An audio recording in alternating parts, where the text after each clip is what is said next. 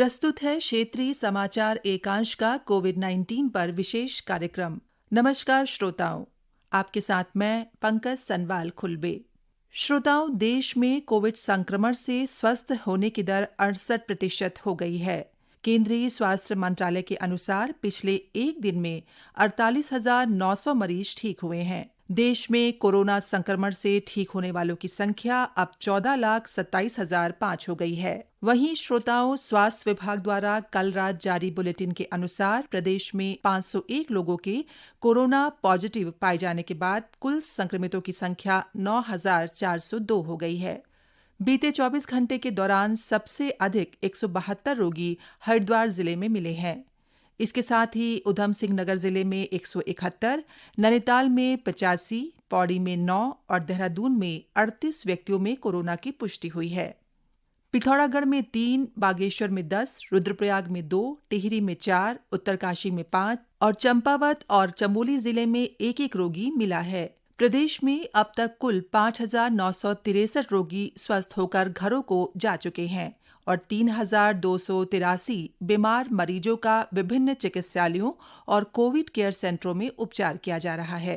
और आइए श्रोताओं, अब सुनते हैं कोरोना वायरस संक्रमण पर स्वास्थ्य विशेषज्ञ डॉक्टर मधुर यादव से आकाशवाणी संवाददाता सिद्धार्थ सिंह की बातचीत। डॉक्टर मधुर, कोरोना का पता लगाने के लिए आर्टिफिशियल इंटेलिजेंस की एक नई तकनीक की बात चल रही है, जिसमें कोरोना पॉजिटिव और आवाज के बीच कोई लिंक एस्टैब्लिश करने की कोशिश की जाती है। आपसे जानना चाहेंगे कि ये क्या टेक्निक है? इजराइल ने एक आर्टिफिशियल इंटेलिजेंस डेवलप कर रहा है।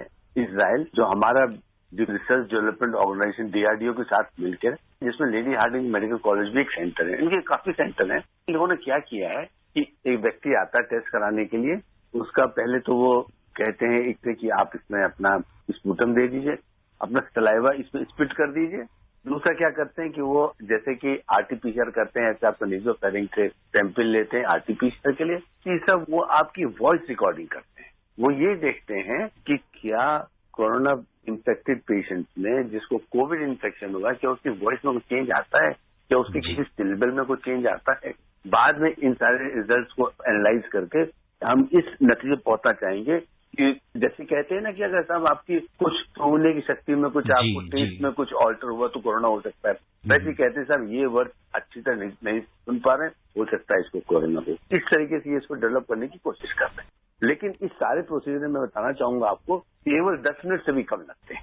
आप जाइए और करके आप वापस आ जाइए। तो डॉक्टर मधुर, इस तरह की जो टेस्टिंग फैसिलिटीज हैं, जिसमें हम आवाज के साथ आर्टिफिशियल इंटेलिजेंस के साथ ये जो हो रहा है काम, ये हम कहाँ जाके करा सकते हैं?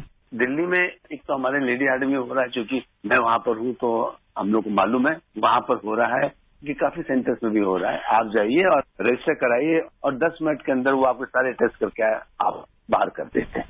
तो इससे अच्छा रहता है कि सोसाइटी में काफी लोगों से जब ये नमूने मिल जाते हैं तो उसको असेंबल करने में, उसको एनालाइज करने में बड़ा फायदा होता है। डॉक्टर मधुर, कोई एक व्यक्ति जो कोरोना पॉजिटिव है, उससे कोई दूसरा व्यक्ति अगर संक्रमित हो जाता है तो उसका इंक्यूबेशन पीरियड कितना होता है, वो क्या टाइम पीरियड होता है और कौन सा वो समय होता है जब उसके अंदर सबसे ज्यादा जो वायरल लोड है वो होता है या लक्षण सबसे ज्यादा आ जाते हैं?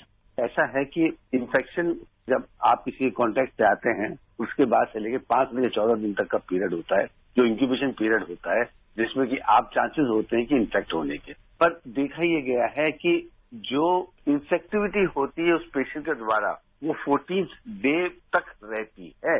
लोगों का ये आभास होता है कि इन्फेक्शन हो गया, मेरे आज 4 दिन हो गए, 5 में टेस्ट करा लिया, कोविड पॉजिटिव है। नहीं, जब तक कि उसका बुखार ठीक हो जाने के बाद भी जो हम लोग होम आइसोलेशन का जो पीरियड बताते हैं 14 डेज का, इसीलिए बताते हैं कि पेशेंट घर में जाकर 2 हफ्ते के लिए अपने आप को आइसोलेट कर लेगा। पहले तो ये कहते थे कि 2 हफ्ते बाद दोबारा टेस्ट कराएगा तो वो नेगेटिव आएगा, जो 2 नेगेटिव है तो हम करेंगे। तो अब इसकी कोई जरूरत नहीं है। लेकिन ये है कि जो वायरल शेडिंग होती है, वायरल शेडिंग बहुत चीज पर डिपेंड करती है कि उसका वायरल लोड कितना था, प्लस खुद का RT-PCR टेस्ट में टोटल कितनी साइकिल्स थी कि वो पॉजिटिव हुआ, इसी हिसाब से उसका वायरल शेडिंग भी होती है। तो ये मान के चलते हैं कि वो जो 3 डेज का पीरियड होता है वो इन्फेक्टिव होता है, तो आदमी को उससे बचना चाहिए। डॉक्टर साहब, क्या सांस के माध्यम से जब हम एक्सहेल करते हैं तो क्या कोरोना का वायरस शरीर के बाहर आकर दूसरे को इन्फेक्ट कर सकता है क्या? देखिए, ऐसा है कि सांस के माध्यम से नहीं आता है, वो ड्रॉपलेट के माध्यम से आता है। जब आप खांसते हैं या कुछ करते हैं तो जो बलगम होता है और आपके रेस्पिरेटरी सिस्टम में जो वायरस होता है वो उसमें मिक्स होकर बाहर आता है, सांस के द्वारा नहीं आता है। ये ड्रॉपलेट के द्वारा फैलता है, फोमाइट्स के द्वारा आता है। कहते हैं कि आप हमेशा मास्क लगा के रखिए, खांसने पर छींकने पर हमेशा आप अवॉइड कीजिए ताकि ये फोमाइट जनरेशन ना हो पाए और ये वायरस ना फैलने पाए। डॉक्टर साहब, जैसे अगर हम सरफेस की बात करें तो सरफेस से कितना इन्फेक्शन के चांसेस रहते हैं? ये जो फोमाइट्स होते हैं ये गिरते हैं, गिरने के बाद किस सरफेस पर ये गिरता है डिपेंड करता है उसमें कितनी देर में ये खत्म होता है। जैसे कि अगर ये किसी ड्राई सरफेस पर गिर गया जहाँ बहुत गर्मी है, हो सकता है इन्फेक्टिविटी 2 घंटे की हो। किसी गीली चीज पर पड़ गया जहाँ पर ये बहुत देर से पड़ा रहा, वहां पर हो सकता है 1 दिन की हो, 3 दिन की हो। जैसे लोग कहते हैं अलग अलग होता है, सब कार्डबोर्ड पे इतना टाइम है, वैक्स पे इतना टाइम है, वो इतना। लेकिन मैं ये सब श्रोताओं को बताना चाहूंगा, ये वायरस क्या है। ये वायरस एक हल्की सी कोटिंग है जो कि वसा की है, लिपिड की है, फैट की है, के अंदर एक जेनेटिक मटेरियल पड़ा हुआ है। अब ये जो कोटिंग है, ये कोटिंग ऐसे तो जाती नहीं है। हम लोग कहते हैं आप हाथ धोइए, आप 20 सेकंड 40 सेकंड तक हाथ धोने से आपका जो साबुन है उसमें ये फैटी एसिड डिजॉल्व हो जाता है, और जैसे डिजॉल्व होता है तो जो न्यूक्लिक एसिड है ना उसकी कोई औकात नहीं। ऐसे ही अल्कोहल से आप रब करते हो खत्म हो जाती है। तो इसके अकेले कुछ नहीं। हाँ, रखा रहा, डिहाइड्रेट हो गया तो अब इसमें अपनी कैपेसिटी नहीं कुछ कर सके। ये तो जब ऊपर सेल के अंदर जाता है, एक्टिवेशन हो तभी कुछ करता है, अपना कुछ नहीं। इसीलिए हम लोग कहते हैं हाथ धो, सरफेस को पोंछते रहो, अपने पास सैनिटाइजर रखो, उससे हाथ धो लो आप। डॉक्टर मधुर, ये बहुत अहम सवाल है कि वरिष्ठ जन जो हैं वो अपना ध्यान कैसे रखें। दूसरी बात ये है कि जब सामने वाले ने मास्क ना लगाया हो तो उस कंडीशन में हमें अपना बचाव किस तरीके से करना है? एक बात बहुत साफ है, किसी लेवल पर आपको उनसे कहना पड़ेगा कि भाई पहली बात तो आप घर ना आए, और यदि बहुत जरूरत है तो आप मास्क लगा के आए।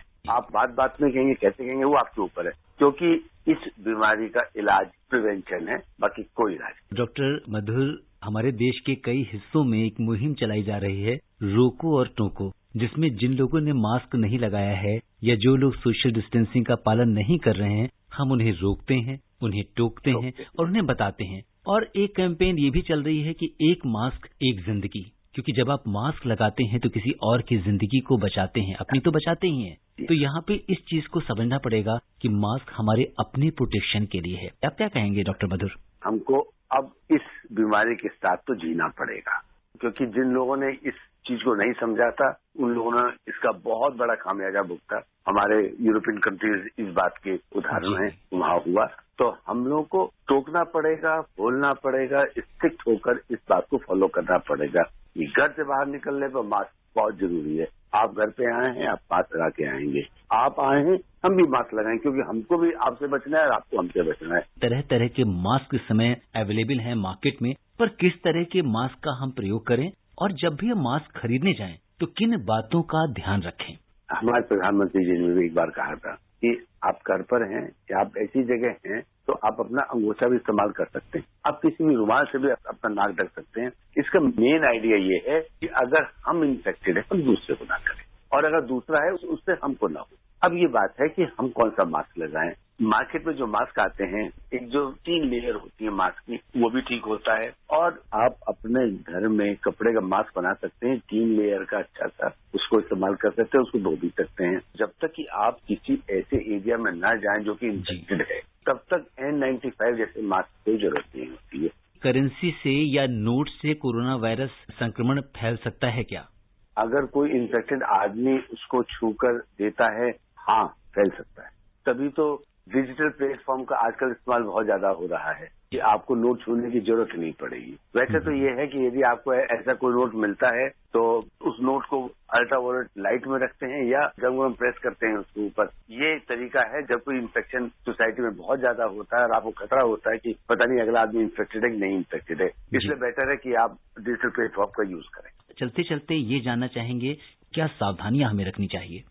हमको अब इस बीमारी के साथ जीना है। हम एडिक्वेट सोशल डिस्टेंसिंग, 2 गज की दूरी और मास्क लगा के रखें, और अपने हाथ अगर हम कहीं बाहर जाते हैं तो सैनिटाइजर से धोएं या ये सिंपल साबुन से धोएं। जब तक जरूरत ना हो अपने आप को लॉकडाउन में ही रखें। बहुत जरूरी हो तभी घर से बाहर निकलें और कोशिश करें कि बहुत ज्यादा इंटरेक्शन लोगों से ना करें, क्योंकि हो सकता है कोई पॉजिटिव हो, आपको इन्फेक्शन हो जाए। और जिनके भी रिस्क फैक्टर्स हैं, डायबिटीज, हाइपरटेंशन, ओबेसिटी, उसे कंट्रोल करने की कोशिश करें और नियमित आहार करें, एक्सरसाइज करें और सब कुछ ठीक रहेगा। डॉक्टर साहब, हार्ट डिजीज या किडनी डिजीज के जो पेशेंट्स हैं, कोरोना के डर से वो अपना जो रेगुलर फॉलोअप होता है, चेकअप होता है, वो नहीं करा रहे हैं, तो उनके लिए आप क्या संदेश देना चाहेंगे? गवर्नमेंट ने धीरे धीरे अनलॉक डाउन शुरू किया है, तो अब ओपीडी वगैरह देखने शुरू हो गए हैं। फिर भी आप एक काम कर सकते हैं, आप अपने निकट के डिस्पेंसरी में दिखा लीजिए और सरकार ने जो टेलीमेडिसिन शुरू करी है उसके तहत आप वहां जाके डॉक्टर साहब से बात कर सकते हैं, बता सकते हैं कि आपका ये ट्रीटमेंट चल रहा था और अब ये हो गया। आपको वहां भी जो भी स्पेशलिस्ट बैठे हैं वो आपको सलाह दें। डॉक्टर मधुर, आपका बहुत बहुत आभार और धन्यवाद। धन्यवाद। जी हाँ श्रोताओं, कोरोना वायरस संक्रमण से बचने के लिए हमें सरकार द्वारा दिए गए सभी दिशा निर्देशों का पालन करना है। इसी के साथ हमारा आज का कार्यक्रम यहीं पर समाप्त होता है। नमस्कार।